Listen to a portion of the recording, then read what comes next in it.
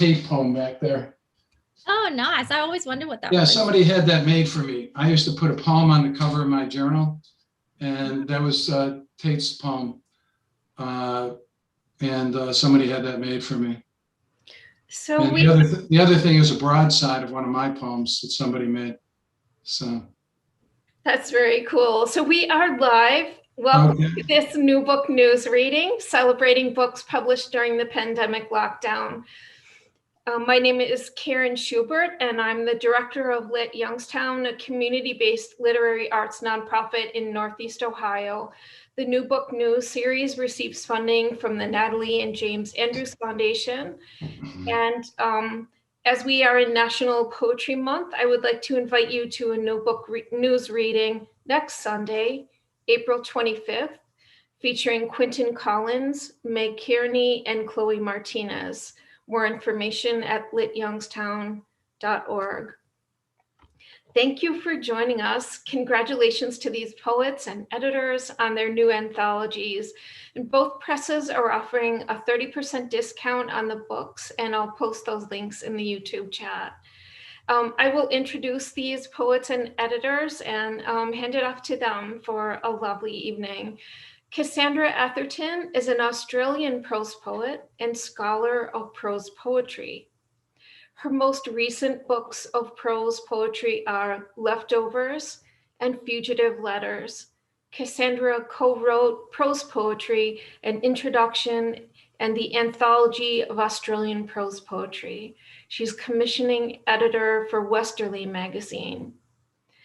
Peter Johnson's prose poetry has been awarded an NEA and the James Laughlin Award from the Academy of American Poets.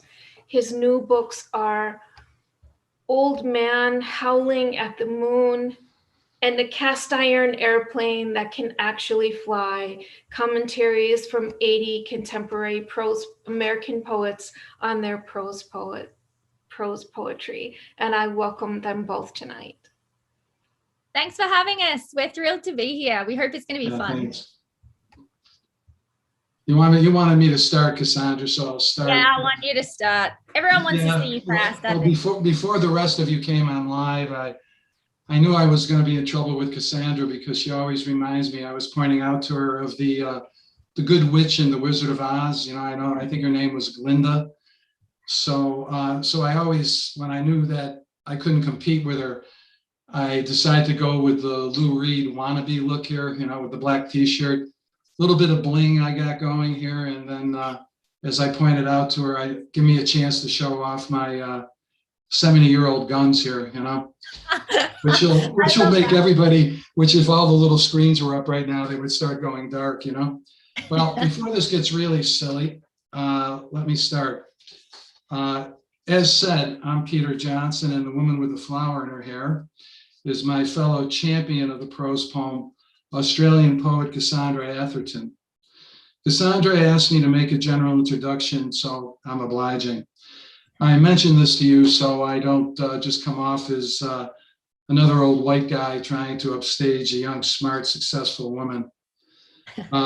Cassandra and I were asked to do this Zoom session to celebrate the publication of our new, and I think you would agree, Cassandra, groundbreaking books on the prose poem, or at least we hope they are groundbreaking. Yeah. Cassandra's and Paul Heatherton's book, which we'll discuss later, is Prose Poetry, an Introduction, which from my point of view is really one of the better critical studies of the prose poem. It's learned, comprehensive, but also comprehensible. So many of the critical studies on the prose poem get bogged down with obscure deconstruction jargon. Cassandra's book doesn't. Her own work is also startling, I think, for the chances she takes while always having control over her subjects and language. And I was going to surprise her by giving her an example. Cassandra, what I have in common with her is we both like to do series, and she has this wonderful series, and I think I would call Imaginary Lovers, with each title an occupation, like a calligrapher or something like this. And this is Tinker. Tinker, you called me your Tinkerbell. Use a dam to patch my tin heart. I was a bricolage of men's alloy promises, and you rasped and smoothed them down, gave me a satin finish. In your hands, my back was a timpani of bones, my ribs a hollow stock pot. As you tinkered with my scapula, I told you if I was a pan, I'd be a cocotte. So you pulled me on top of you until I boiled over. I asked you to stay, told you my favorite character as a child was always Saucepan Man, but you said you needed to move on, solder someone else's tin heart. I lied and told you I didn't give a tinker's cuss. I mean, nice language, nice rhythm, nice playfulness, all the stuff that I personally really look for in a prose poem. And she'll be reading more of her stuff later. That poem especially reminds me of, I don't know if it's her mentor, but Nin Andrews, whom we were speaking about earlier, and whom I guess we have to thank for. Yeah, Nin's amazing. We have to put Nin in here as well. Yeah. Yeah, no, I just want the three of us. Nin gets enough stuff going on. She doesn't need her own box tonight. Oh yeah, my book. My book is called Truths, Falsehoods, and a Wee Bit of Honesty, a short primer on the prose poem with selected letters from Russell Edson that was published by MadHat Press and my editor, Mark Vincenz. Admittedly, the title is a mouthful, but I wanted the title and the book's contents to mirror the playfulness and improvisational nature of my own prose poems. The book includes my short essays on the prose poem, my interviews with Robert Bly and Russell Edson on the prose poem, 3 interviews with me on the prose poem, and 40 annotated letters, Edson letters, from the 350 I received from Russell over the years. As we prepared for this session, Cassandra and I realized how boring it would be to read excerpts of criticism from our books, so we decided to focus briefly on one important concept, and then use that as a platform from which to leap into our own poetry. After we're done with our readings, if there's any time left, we plan to maybe look at a few different prose poems, or maybe talk a little bit about influence, which I think I'm going to talk about just briefly when I read my own prose poems. So without any further blabbing, here's Cassandra Atherton. Well, it's a mutual appreciation society, and I have to say it gave me a bit of a thrill hearing you read one of my prose poems. As a prose poetry nut from my teens, before I even knew that it was prose poetry I loved, I just thought these little fragments on the page were the most exciting thing that I'd ever come across. I sort of fangirled over Peter Johnson because he really is one of the most famous people in prose poetry. And I've come to know him virtually, I guess, at the moment, but he has promised to take me for something called an awful in Rhode Island, which actually sounds quite delicious. So I'm looking forward to that someday post-pandemic. As I said, he is the king of prose poetry practice and criticism. He also writes in an incredibly accessible manner, but his imagination and wit are what most people think of, I think, when they conjure prose poetry. And he has come up with some of the most famous catchphrases about prose poetry. I know all of my fellow prose poets in Australia quote this one all the time.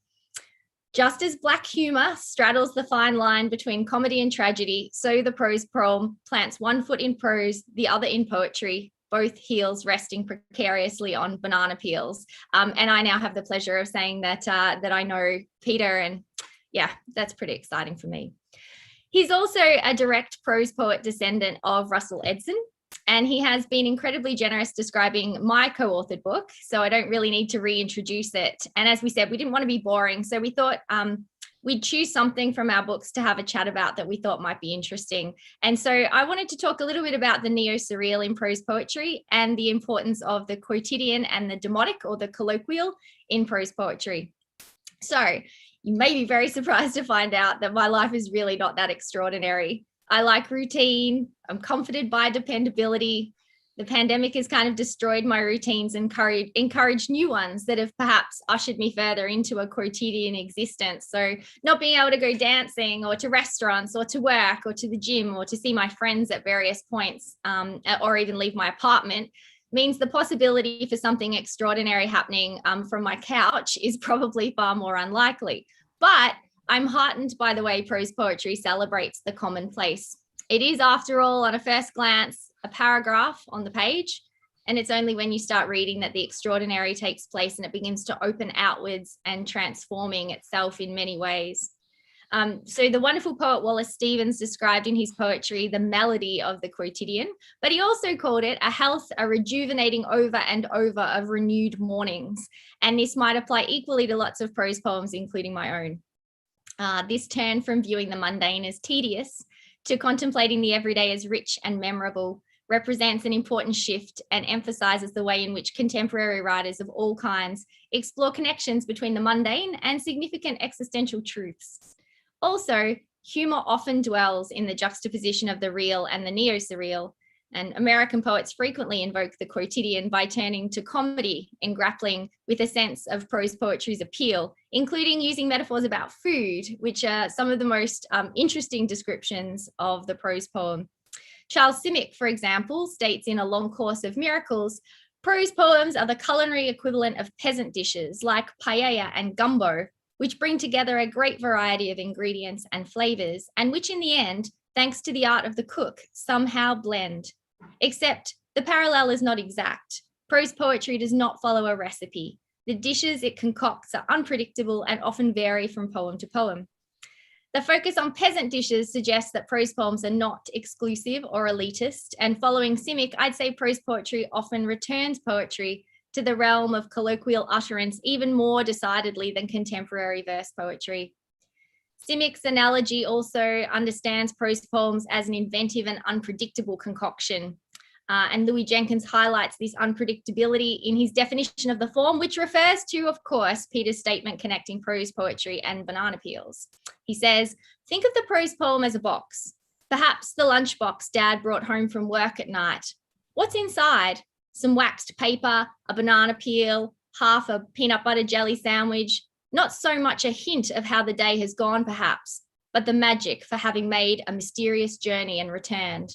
The dried out PB&J tastier than anything made flesh. So I like the way the banana peel, the PB&J, and the many other things it's been likened to, corned beef, even an elbow, aligns the prose poem with what David Lehman says is a working class discourse, undermining the lyric structures of the bourgeoisie. Of course, in Australia, the PB&J would be a Vegemite sandwich because we all love a good Vegemite sandwich down under. Yeah. And so I'm going to hand over to Peter for his discussion, and I have them too. Hooray! So Peter's going to discuss his one now. Well, I thought you were going to read your poems first, aren't you, or no? No, we're going to do our discussion and then we're doing our poems. Okay, I'm going to do whatever you say, Cassandra. Well, excellent. Okay, do you want me to go first with the poems then, or do you want to read? No, I thought you were doing your discussion of the book. Okay, I will do that. Okay, I already mentioned the essays and interviews in my book, but to me, the crown jewel of my collection, at least, are the Russell Edson letters. I read this for another Lit Bomb thing I did with Cassandra. But I do think this one letter is just insanely important, not only about prose poetry, but also about poetry in general. Not surprisingly, though, Russell could be a very funny letter writer. For example, he once offered a long disquisition on the word turd. He wrote almost a whole letter on it. And concerning death, he mused, I really don't know why we're born. If we're designed to die, and we are, why not get right to it and not be born? Oh, heck. He even gave me advice on getting an audience to sympathize with me at a poetry reading. He said to pretend that I had a speech defect. If that didn't work, I could, quote, put a cushion inside the back of my jacket and appear as the humpback of some cathedral. But he could also be very eloquent about poetry, as I said. So I'm going to read from this one important letter in which Russell argues that a good poem should think well and have a shape of thought or a logic of composition. And then after the letter, Cassandra is going to read her poetry, and then I will read some, and then we will banter, right? Yeah. All Only right. if you show your guns again, Peter. I'm showing my guns again. I don't want to scare the audience away with that. But I do have to tell you, you're not my only fan. Supposedly there's a group of about 185-year-old toothless women in southern Mississippi who follow me all the time, you know. All right, this is from Russell. Dear Peter, got your letter. That must mean I'm still alive. Thank you for reminding me I was making funeral arrangements.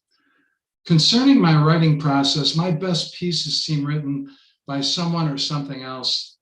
I don't mean automatic writing or a stream of consciousness exactly, but writing in such a way that one dreams while being fully awake. In a sense, this kind of writing needs to be orderly and compact because it has no set borders. There's only room for working parts. The writer needs the courage to drop good stuff for the sake of the poem's psychological movement. Another fault occurs with the writer who doesn't trust his imagination and does too much situating or scene setting. The result is too many words chasing too few ideas. Remember, words are the enemy of poetry. I just think that is so brilliant and, you know, describes so much poetry that doesn't work. And then he goes on, a piece of writing must not only have the logic of language, but the logic of composition. A poem is a mental object and requires one's best mental abilities. We work best when our intellects and imaginations are in harmony at the time of the writing. But I like to go real fast before I ruin what I'm writing by thinking about it. This is not automatic writing. It's looking for the shape of thought more than the particulars of the little narrative. The shape of thought has to do with an abstract argument between reality and the organ of reality, the brain. This means I cannot afford to violate the logic of the prose. My pieces, when they work, though full of odd happenings, win the argument against disorder through the logic of language and compositional wholeness. So my ideal prose poem is a small, complete work, utterly logical within its own madness. I mean, I gotta say, I don't think, I've been in this game for about 40 some years, and I don't think I've ever heard anybody just put everything together so well as he did in that one letter. This whole idea of logic of composition, shape of thought, you'll be able to see in my poems when I read them. And yet, I don't know if I can say Russell influenced me. I'll mention a little bit about influence later, or if maybe that's just the way I wrote anyway. Influence is a very strange thing. So I'd like to turn it back to Cassandra now. Hopefully he's going to read some of her poems. Sure, absolutely. I mean, Russell Edson, what amazing for you to have those letters. I mean, they're just incredible. I think a lot of people think of Edson as, being really humorous, and he is, but those letters are just so insightful as well. So yeah, it's brilliant to have them. I am going to read a couple of prose poems. These ones Peter referred to earlier. He chose to publish them in an issue of Hole in the Head Review, and they do attempt to be amusing. Not enough prose poems, especially in Australia, are particularly funny.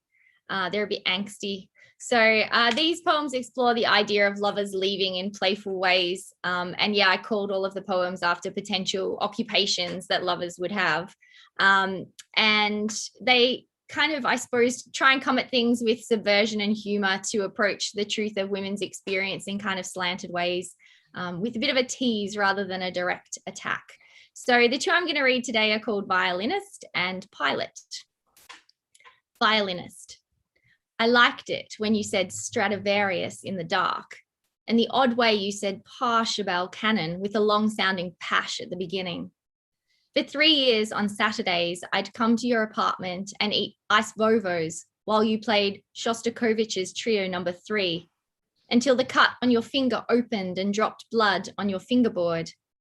Sometimes you'd reward me by playing The Devil Went Down to Georgia, and I'd dance around the living room singing, Fire on the Mountains, run boys, run. You'd put your violin in its case and lick rogue flakes of coconut from my eyelashes. In bed, I called you Paganini, whispering devil's violinist in your ear as you played my backbone. 12 bones per second. I loved the feel of the calluses where your violin rested below the angle of your jaw and above your collarbone. I nuzzled their redness while your finger pizzicatoed up the back of my thigh.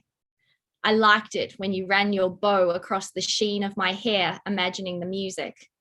But as you played the single string in the cadenza, I realized you didn't need any accompaniment. Pilot. There was something about a cockpit, something about its root meaning, a pit of fighting cocks. Poesque, like the pit and the pendulum, but with cocks. Deplaning from a flight to Boston, you asked me if I'd like to see the flight deck, touch your flight instruments.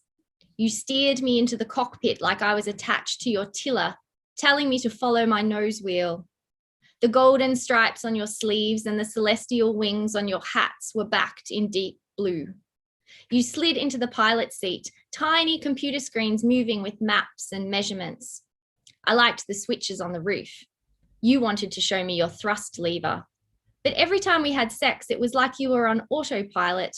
I wanted some throttle, but you always seemed to need guidance. You said our relationship had too much of a negative feedback loop. I told you the experience was a real yaw dampener. I'll miss the Krug in the first class lounge for breakfast and the iconic deconstructed pavlova in a glass served with seasonal fruits and topped with Persian fairy floss. But I needed a more hands-on approach, whereas you just like to watch. Peter, over to you for your magnificence. I'm going to have to ask you to read more poems later on. That's why, I don't know if Nin is watching today. Your work reminds me of Nin, and yet you have your own voice. You know what I mean? Actually, going back to Russell, you'll appreciate this story, Cassandra. There's only been, I think, one prose poem conference on the prose poem, and I hope Bob Miltner is out there in the audience because he was there. And it was Nin, Robert Bly, Russell Edson, and me. And after Nin read, Russell looked at me and he went, hot, hot, hot, hot, hot. I have no idea what the hell, that was Russell. I'm going to read a few poems, just 2 poems, and then I want to say something about influence and read a third one. And then we'll take it from there. I've been writing a lot of poems about during COVID, kind of dark humorous poems. And I decided not to read them because I'm sick because I'm really sick of COVID. I'm just really sick of it. I'm sick of hearing about it. So what I did was I'm going to read a few poems from Old Man Howling at the Moon, which was again published by MadHat. It's a few years old, and all the poems, and really all my poems, even the newer ones, are narrated by somebody I would call an old guy everyman, who is often, very angry as he is baffled as he sees the grand narratives he's been living his life by slowly disappearing. In a sense, he's my alter ego, me, but kind of an exaggerated version of me. This poem is called Nice Socks. And I was thinking about Jesus, about poor Jesus. Everybody is praying to Jesus all the time. Jesus, let my son win the soccer game. And Jesus, I have an ingrown toenail and everything. I think Jesus sometimes would probably just like to be left alone. And I always look at Jesus as being kind of maybe just a regular guy, So in this poem, all Jesus is really looking for is just a pair of socks. It's called Nice Socks. I'm outside the Compassion Center when Jesus arrives. He says the hole in the knee of your jeans was merely purchased. Gibberish, of course, but when Jesus talks, you listen. Is it because of the calmness of his voice, the pools of peacefulness in his eyes? I can feel him reading my mind. It's like a mule kicking me in the back of my head. Hard not to feel sorry for him in this weather. Cold slush blanketing the pavement, and he's wearing his trademark leather sandals. I take off my shoes and offer him my woolen socks. He puts them on, restraps his sandals. People are just doing the best they can, I say, thinking he's come back to orchestrate the final showdown. He looks up, smiles. Nice socks, he says. I'm beginning to accept what I cannot change, I say, trying to make a good impression. He looks up again, points to his feet. Like I said, nice socks. I'm sorry, I don't mean to laugh at my own poems, but that's my favorite all-time poem. I have no idea why. This poem is about how when you get older, you always hear people talk about women and men, about the one that got away, the woman or the man that got away. So I decided to have a little fun with this idea, though I did go out when I was 16 years old with just a wonderful Ukrainian girl whose parents really hated me because I wasn't Ukrainian. This is called The One That Got Away. I was 16 and had a crush on a Ukrainian girl. She's probably dead by now or fat, though maybe she's slim and classy and owns a Pilates studio. Sometimes when I'm stressing a bicep at the goddamn YMCA with its poor ventilation system and teenage goons, I expect to look up and see her winking at me as she punishes the thigh adductor machine with deep scissor-like thrusts. That's how we carried on during those midnight rendezvous in a suit-covered city made famous after some poor bastard missed a field goal wide right. If I saw her tomorrow sashaying in a pair of heart-thumping red yoga pants down the boulevard of old guy memories, I kneel and take her hand. I'd kiss the pinky I so often suckled, thinking I was being homeopathic or part of some great revolution that, like all revolutions, service only men. My apologies, mademoiselle, I'd say stupidly, pretending that the black hole between us wasn't as vast as the distance between who I am and who I wanted to be. Ba-boom. I don't know. Can I say something about influence and then I'm going to pass it back to you? Yeah, absolutely. Please do. I'm fascinated. Yeah, I'm really something else. I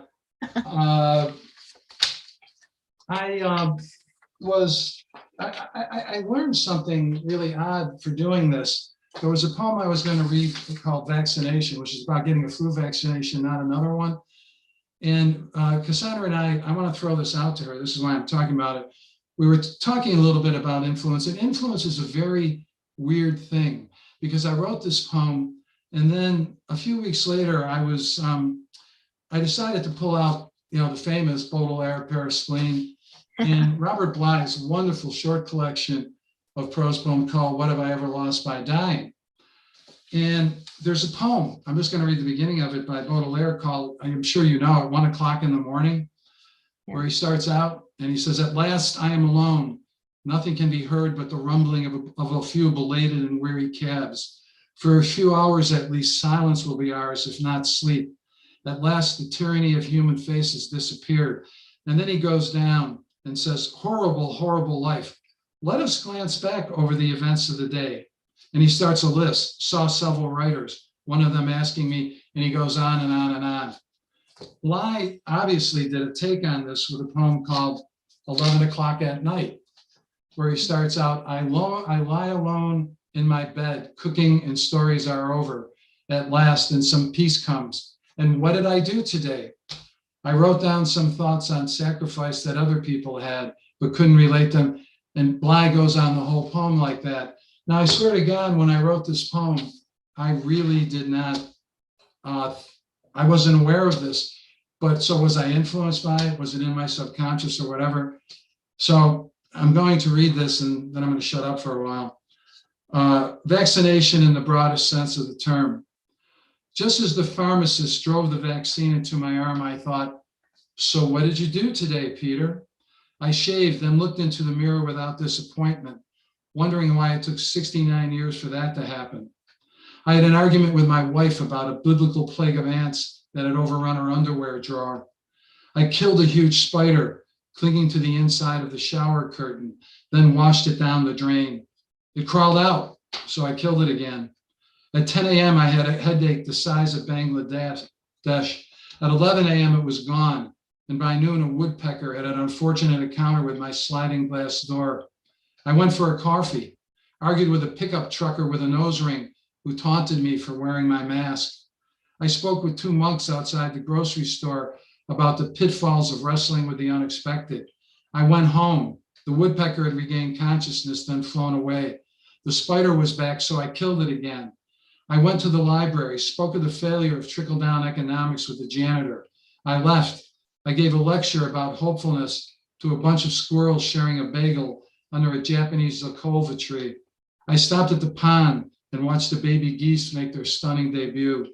I called my wife, told her to hang in there, that the sequel would be much better. She laughed, then said there was a huge spider clinging to a picture of me on her nightstand, its thorax eclipsing my face. It's so big you can see its eyes, she said. I told her to ignore it. It had earned the right to live. Now, it had to be influenced by those two poems, but influence is a very strange thing. And I want to throw that back to you, Cassandra, about people maybe who have influenced you, and maybe, you could even, read another poem, because sometimes I read Nicanor Parra years after I'd been writing, and I feel he's an influence, so. Yeah, I mean, I get obsessed with people and things quite easily. And so some of them I think make their way into my work without me knowing, but some of them I like to have intertexts in there that are very obvious. So I did become obsessed with William Cullis Williams' Plums that were famously in the icebox, and wrote a number of poems. And there's a lot of other people who've written back to that poem as well. But mine was a prose poem. And I've written a lot of prose poems that include intertexts from romantic poetry, because I used to teach it for so long. And I think that's something we also have in common, Peter. We both have taught at universities and schools. And somehow I think those books that you teach, because you break them down and you live with them every day with your students, sometimes I find things strangely like Tess of the D'Urbervilles or Wuthering Heights will find their way in various more cloaked forms, I hope, so it's not too obvious. But does that happen to you with teaching? Does teaching influence, the books that you've taught, do they influence your poetry in any way, Peter? Well, I always found really that the books I taught influenced about everything I did, because I've had, two boys, and I've always coached their sports and, been busy. To me, most of the reading I've done would be my teaching, Yeah. But actually, I was influenced, more early on by, I have an odd background. Like, it really ticks me off when people act like prose poets are idiots, that like the real poets, of course, they know how to write in sonnets and they can do all this stuff and sestinas and blah, blah, blah. But I really had a classical education. I had 5 years of classical Greek and 9 years of Latin. And my master's thesis was a translation of a 1,000-line Latin poem called the Psychomachia, where the virtues fight the vices. So really, I was originally influenced by a Greek poet that probably nobody knows about, called Theophrastus, who wrote a book called Characters. And they were these sort of comic character sketches. And in my first book, there were a lot of comic character sketches. But I was also influenced because I grew up in a working class neighborhood. I was kind of a product of the high and the low. I was influenced by Mad magazine. That's where I get my humor from, that I grew up with. The Rocky and Bullwinkle Show, Fractured Fairy Tales. Yeah, I know. Fractured Fairy Tales, But because I had the classical background, Kafka, Novalis, stuff like that, I mean, I was reading that stuff long before. I mean, before you heard of a prose poem, what were you reading that were really, you wound up being prose poems, Yeah, I think, well, probably Schlegel. I know that sounds really pretentious, doesn't it? But I had a period of time where I had some wonderful teachers. And so there was like an extension program at my school. And same as you, I had a pretty working class upbringing. I was at an all-girls Catholic school. And I was very bored, and I used to get in trouble because I was always a good speller and none of my teachers could spell, and that was seen as terrible if I corrected them. So I learned pretty fast to keep my mouth shut. But I had a couple of teachers who would give me books and talk to me about them in my lunch breaks. And yeah, so Schlegel kind of was one of the first people that I enjoyed reading about the fragment and reading in fragments. And I started to think about how some of the best things don't tell us everything, but they reach out to other things we might bring into our readings. And then I started thinking about how much I love that everyone's responses are so different, because the reader brings their own experiences to their interpretation of the poem. And that's when I hate it, when poets kind of tell everyone what their poem means, like, oh, this means this exactly and nothing else, because I love hearing people interpret my poems in so many different ways. And I know that's because they've read different things or had a different upbringing, or they've loved a particular.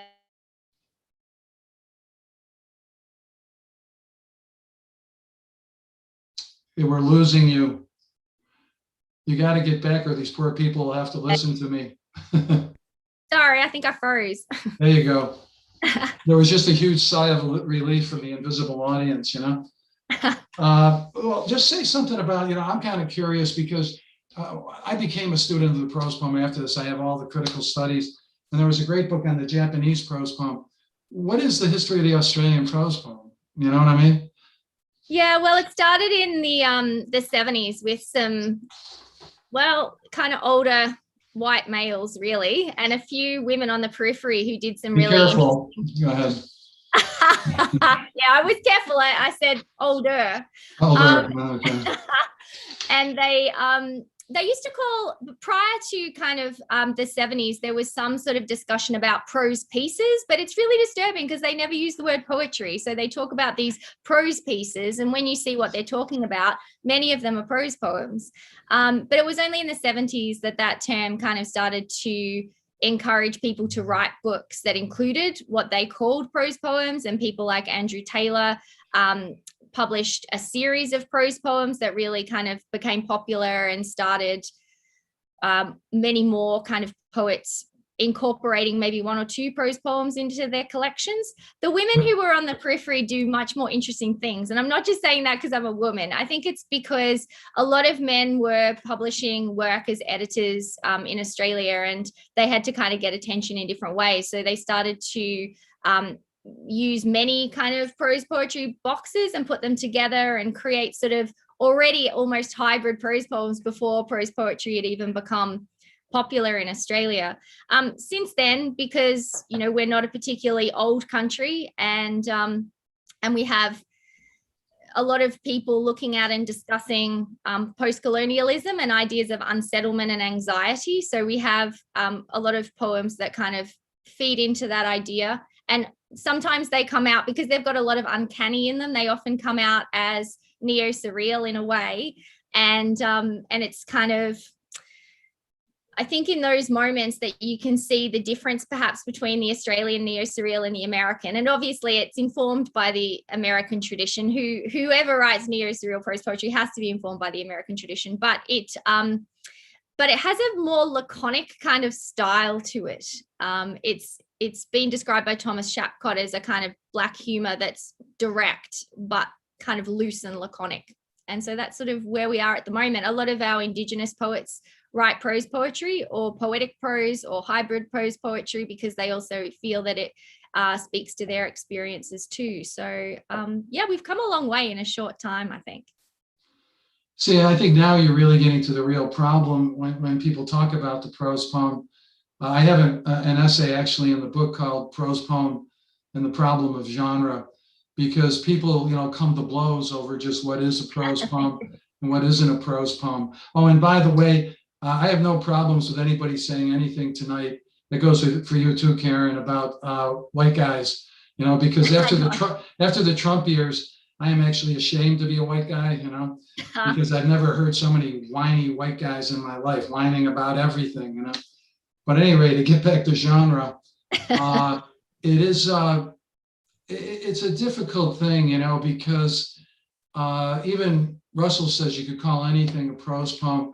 I don't know, if I'm really crazy about that kind of relativity, and I had to deal with it constantly editing a journal because I tried to be all inclusive. The American tradition was, I think, early on, really more influenced by the European tradition and South American, with, of course, Michael Benedict's, Anthology, the internet, Prose Poem International Anthology. And yet, I don't know, I don't know if you can just say anything's a prose poem. And even when I look at something like Core in Hell, which I think is just amazing, I don't know sometimes how well those stand alone, I think they work better in a series, the way they bounce off each other.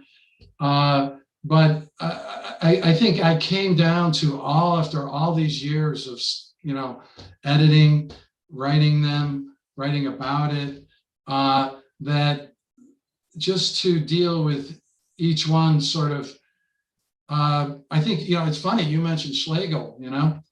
I think his line was that every poem is a genre in itself, Yeah. and I think in a way, that's the way to, to look at it, My big problem, and I really have a problem with it from being an editor, is, and I really don't, one reason I came back to the prose poem, because I think, I left in 2010 because I was starting to get contracts to write middle grade and young adult novels.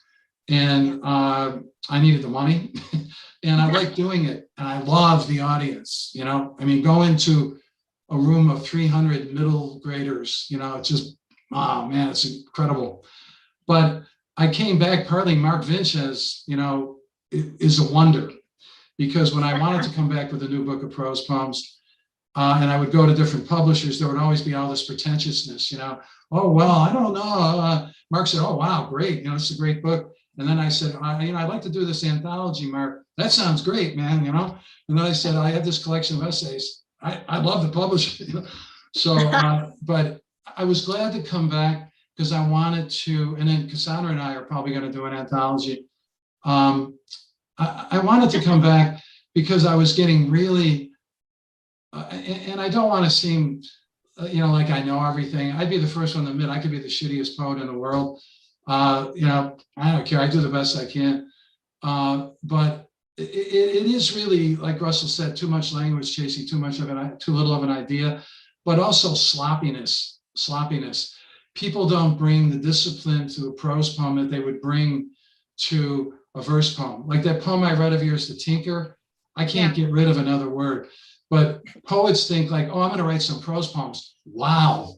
Now I can just sit down, and because I'm a poet, whatever I'm going to talk about or say has to be important, right?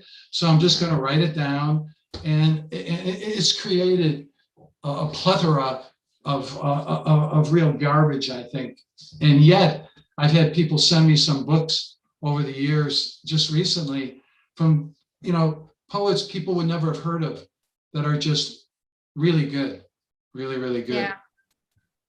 I get annoyed when I see prose poems or poems that people think are prose poems, but they've lineated them at some point and they've published them as kind of, lined poems, and then you'll see a different version of it, as a prose poem, because they've tried to maximize on publication, so they've published it somewhere as a prose poem and somewhere else as free verse. And that makes me crazy, because I think it's really obvious when you read prose poetry and lineated poetry what they are, and how you can't just collapse the spaces and make a prose poem out of a lineated one, but you also can't just throw some returns in at various points and get yourself a lineated poem out of a prose poem. It's I don't know, it shows utter contempt, I think, for the form. But I'm going to say, you've said some really interesting things. And in one of your interviews in your book, you said, I've come to see that established verse poets don't mind writing prose poems, but they don't want to closely be associated with the genre for fear of being taken seriously. They treat the prose poem like a one-night stand, something to toy with once in a while, something to dabble in. And I mean, that's been my experience too in speaking with a lot of people who've dabbled in the genre. And I remember when I first started writing prose poetry, the poets told me to go away because they didn't think I was a poet. And the short fiction writers told me to go away because they said I was writing poetry. So it took me a while to find a home. And since then, in talking to people, they always make it very clear that they don't just write prose poetry, whereas that's all I write. I don't write verse. So I'm committed. I'm a prose poetry nut. But tell me a bit about prose poetry. And you were in it early on, and how its reputation has been changing. What's been happening in the field, in the States? Well, I think the people that I was mentioning, that I could mention, Gary Young, Lynn Andrews, John Lombardo, I could go on and on and on. When we were first writing, you might as well have had a bag over your head with holes cut out for eyes, you know what I mean? Yeah. And, go to a support group. And when I the first issue of my journal, I put volume 1 on the cover as a joke. Oh, because really? I didn't think anybody would care about getting a volume 2 of the prose poem. And I was inundated with one letter after the other from people. I've been doing this for years. And it was just a very exciting period, but it was still very hard.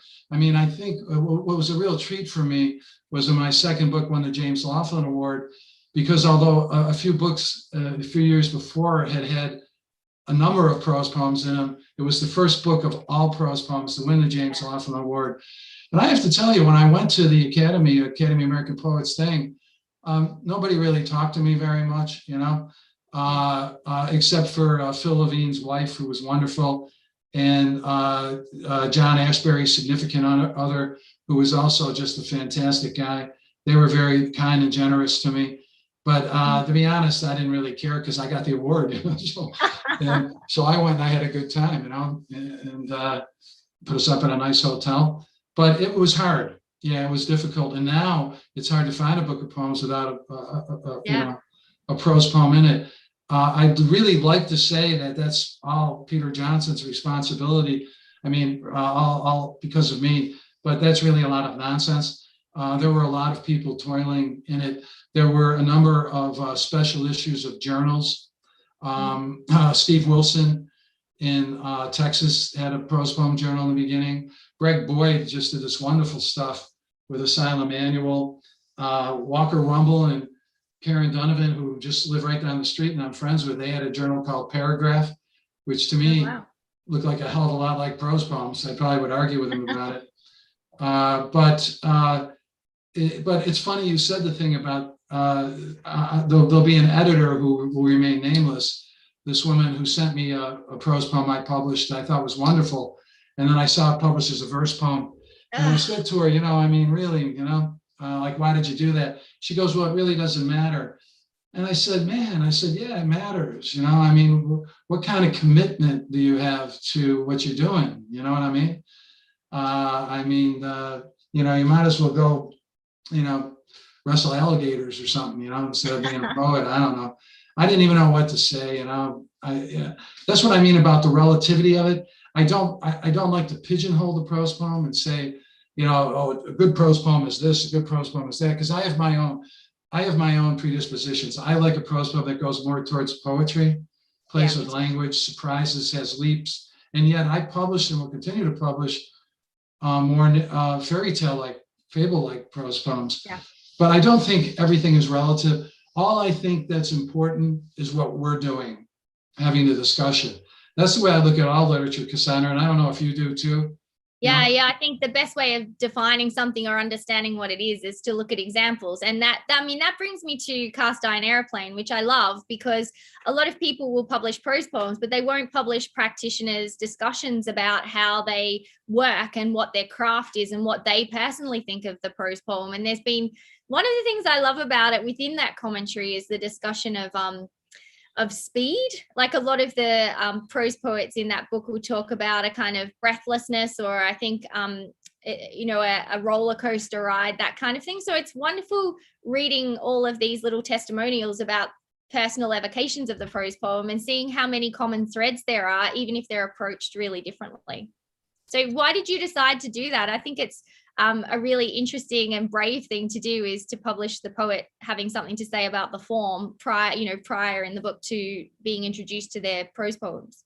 Yeah, for our audience who don't know about that, I asked 80 contemporary American poets to write a commentary on their poems. It's something I've always wanted to do. And again, if I'm not mistaken, Karen, I don't know, is Alberta Turner, was she from Ohio? Yes. Yeah, that's why she published a book called, I think it was 40 Contemporary Poets on the Poetic Process when I first started writing. Mm-hmm. And the book blew me away, because nobody was talking about process back then. It had to be in the 70s. And I thought, God, I just love this book. I have it. And so I thought, like, why don't I do it? And then I have to be honest, thank God I had Mark, because I guarantee you, if I had pushed that with Oxford or all these big publishers, they would have been, oh, well, what MFA program did you go to, And, I haven't seen you at St. Mark's, or whatever. And I know that's kind of cheesy what I'm saying, but in reality, that's what would have happened. But as soon as I mentioned it to Mark and why I was doing it, then I got really excited about it. If any of you have edited, you know that initial excitement goes away real fast when you actually have to deal with all the poets, just little things like getting them to write a 1-sentence bio instead of, a masterpiece. And so, yeah, I'm really proud of that book. And I'd like to do a rewrite of it with younger poets too, add like 20 younger poets. And I've been actually, when I come across a younger poet, I've been writing down his or her name. And, but I have to see. I am getting old. I know I look terrific. It sounds like volume 2. I think it's a volume 2 somehow. I think you need to hit Mark up for volume 2. Well, you know what, Cassandra, I'll let you do the volume 2, and I'm right behind you because I turned 70 this year, and I still want to stay in the game. I'm actually want to translate some I want to translate Catullus into prose poems, which will seriously piss off everybody, especially the classicists. The classicists will be like, what? That's why I'm doing it, partly.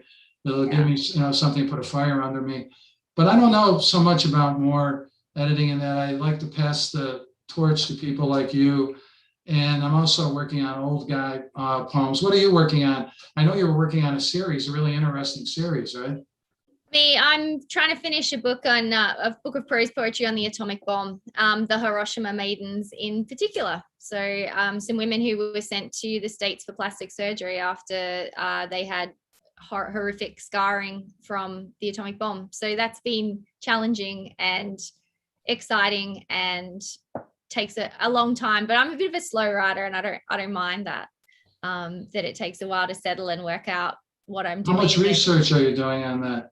Do you have to do a lot? Yeah. I spent a year in Tokyo as a visiting scholar, and I spoke to, there's not very many Hibakusha atomic bomb survivors left, but managed to speak to some on the anniversary a few years ago. And yeah, I think the thing that was most interesting was that one of the Hibakusha said, without poets and without creative people, the kind of lessons of the atomic bomb will die with us. And it's those people who can reimagine for a new audience and a new world, the most important things is where it's kind of at. Because I always worried about appropriation and those sorts of things. But doing the research and speaking to these people has been, really remarkable. What's that like emotionally, because it's been no revelation to me that one reason why I'm a comic poet is because I need to keep, a lot of times, even serious stuff. I'm a black humorist, to keep that stuff at a distance, or I'll start to cry. So I use comedy to do that. I don't know if I could do like something like you're doing. What's that like emotionally? Is that taking a lot out of you, like reading about that? Yeah, certainly. I've been doing it for a couple of years now, and I find I have to move in and out of it. And there's a lot of other sort of projects I'm involved in at the moment too. So it's kind of moving between them a little bit, so that it doesn't become too dark. But I've also written some scholarship on dark poetry and dark tourism. And so it kind of fits into that macabre kind of interest of mine as well, I suppose. But But you're going to tell me more about your old men. So why write a book with these kind of old men personae? Why is the prose poem good for creating personae? I'm doing a collected and new, I think, right now. And when I was working on that, I almost felt, I think it was William Butler Yeats said at the end of a poem is like the click of a box. Yeah. I almost felt like I wrote the last poem for that, even though I got a fill in the middle. And I kind of felt, I could change my mind, but I almost felt like it was a click of a box, where I felt like I had said what I wanted to say in the prose poem, at least the old man stuff. Yeah. And maybe I'll change, I'm sure Karen would agree that I've often told people during the COVID, don't get divorced, don't sell your house, and don't quit your job, And I probably could add to it is, don't tell people that you're going to start writing fiction now instead of prose poetry. But I like fiction. I have to say, I like the short. And I'm writing a series of these guys who are navigating the COVID years, and they're kind of black humorish, but they're also sad sometimes, but they're also generational because there's been real generational rift. I mean, the young people had their day in the beginning when we oldsters were terrified, and now we're having our day because we got our vaccine first, but who knows, you know what I mean? I'm just always going to keep working. I mean, I envy you. You're so you can do so many different things. You're an intellectual, but yet your poetry is not intellectually distant. That's hard to do. That's why I'd like you to read another poem from that series before we go. No, I demand it. I refuse. Instead, I'm going to read one of yours. I'm going to read Lucky Strike Lanes. You're going to read what? Lucky Strike Lanes. Yeah, that's where I actually grew up, on a bowling alley. Yeah, I'm going to read it, and then you're going to tell me about it. Well, then you got to read your poem then too, or I'm going to seem what I feared, like, No, because you read one of mine. This is fair. This is right. Totally fair. We better stop it. We're beginning to bicker, so go ahead. That's it. So you just got to let me go with this one. Yeah. I was reading my favorite dog-eared copy of the Book of Hopeless Cases when a foghorn nearly took off my head, transporting me back to the Lucky Strike Lanes. It was during my heroin chic days when I was as pale and pasty as an albino's ass. I spent most days watching the National Geographic Channel and taking long walks around a polluted pond not far from a neighborhood that had been hastily constructed after World War II, when soldiers had returned home so full of hope and testosterone. I had no loyal companions on these walks, just broken beer bottles, orphan sneakers, and abandoned underwear, all spotting the shoulder of the road like poorly hidden landmines. Lucky Strike Lanes was a haven of sorts, a place where I could spend an entire evening searching for the legendary bowling ball with no holes. I desperately wanted to make a statement back then to transform myself into a flesh and blood metaphor that might change the world. It wasn't much of a life, you might say, but one just the same. And really, who are you to judge? I love that prose poem. So, I mean, you use a lot of your life in your prose poems though, right? They have some of them have a bit of a memoir that might be twisted or have a bit of a black humor that takes them out of being, exactly what you experienced in life, and that's what makes them so interesting. But is it confronting using your own world, your own childhood in your...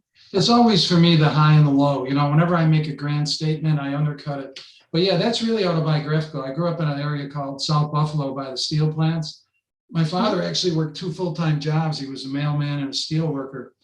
And I worked in the steel mills actually for 2-3 years, which is why I was afraid this virus was going to take me out because of all the stuff I inhaled during those years. But that was actually Lucky Strike Lanes is where I grew up playing. And it was by a golf course where I grew up playing. And this golf course was so rugged that you could be teeing off and you could have a guy roll down the window and throw a beer bottle at you while you're in the middle of your backswing. Yeah, it was a really tough neighborhood. And actually the heroin chic came from Lucky Strike Lanes. Actually, if you want to see a real cult movie, there was a guy who was really big during the heroin chic days named Vincent Gallo, and he was from Buffalo. And he he did a movie with Angelica Houston and Harry Dean Stanton called Buffalo 66, about Buffalo, where he grew up. And there was a scene in Lucky Strike Lanes. It was a wonderful upbringing though, because it was fair. It was tough, but it was fair. You just had to watch yourself. And I have fond memories of the steel mills. Actually, I wrote a short memoir that I really just heard yesterday from the North American Review. They said that they wanted to let me know that they were seriously considering it. So I hope they publish it. I love it. Yeah. I want it to be longer, of course. You know that. I'm always at you when you have something wonderful that you should do some more. I'm more than happy to make it longer if somebody gives me a contract. Oh, anyone out there? Someone give him a contract. No, you got to finish with your poem, all right? So I don't have one here. It's bad luck. You read one of mine at the beginning. I'm allowed to end with one of yours without you looking like... Well, Karen, then you read one of your poems or something, will you? Would you like me to finish with The Godfather of the prose poem and read a short excerpt? Yeah, that's perfect. That's a perfect idea. Yeah, because I want to honor this dude because he paid for it, you know? Let's see. I should hold up the book while you're looking through it. Here it is here. The thing is, a prose poem needs to be more orderly, more compact than what goes as verse these days. Thus, the prose poem should only include working parts. Oh, I mean, I read this already. I'm sorry. I read this one. It's this one here where he said,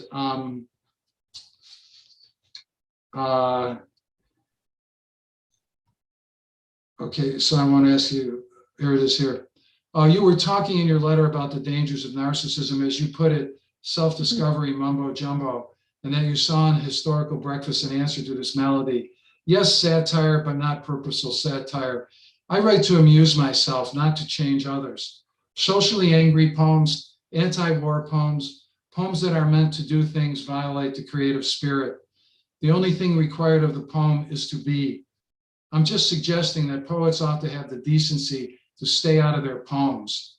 The best poem has an impersonal quality, which allows the reader room to dream into the poem. I feel so gifted that I had the relationship with him, you know? And it was almost like when we started up the correspondence, it was almost like he was waiting to just say all this stuff. And I was blessed to be able to say it. And yet, believe it or not, I can't even get a major poetry library to take these letters. And that's unbelievable. Yeah. I mean, he's just so important and also so entertaining. Who wouldn't want to go into the Edson archives and read these? I mean, but you must have written back in a great way too, because you can solicit that kind of information from people, you know, through your own letters. So where are your, actually, did you get yours back? I'd like to say I was that eloquent, but I really wasn't at all. I think I was good at getting it out of him, but I was so busy teaching and with my kids, and my letters are so sloppy with misspellings and everything. But he really took his time, or for me, I was just getting him out. And I feel I was more there to kind of be like his Boswell, you know? Yeah. Or Samuel Johnson. And he was a funny guy too. He's just a funny guy. Amazing. Great guy. Well, I think we're ready to wind up. I think it's been a great chat. And Peter thanked everyone at the beginning, but I want to say, you know, thank you, because Karen, it's been amazing to be asked to do this and have a forum to be able to talk about something that we both love so much. What a wonderful pleasure to hear you both. Thank you so much. And I'll best luck with these tremendous books. I hope they fly off the shelves. Good luck to you and take good care. Thanks a lot, Karen.